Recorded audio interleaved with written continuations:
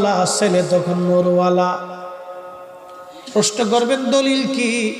প্রমাণ দিয়ে যাচ্ছি, আমি আমার নিজের ভাষায় দেব না।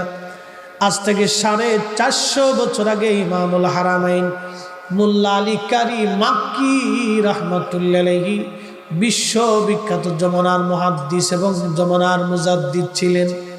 শুধু মুহাদ্দিস না, উনি ওনার জমানার একজন মুজাদ্দিদ ছিলেন। শুধু জমানার মুজাদ্দিদ না, পৃথিবীর এমন কোনো আলেম নাই যে আলেম ওনাকে ওনার জমানার মুজাদ্দিদ না বলেছেন। মুজাদ্দিদে মিল্লাত, মুজাদ্দিদে জামান হযরতে মোল্লা আলী কারি মাক্কি হানাফি। একবার জোরে জোরে বলা যাবে কি মারহাবা? আরে উনি ছিলেন ইমামুল হারামাইন, 2 হারামের ইমাম ছিলেন তিনি, লক্ষ হাদিসের হাফেজ ছিলেন।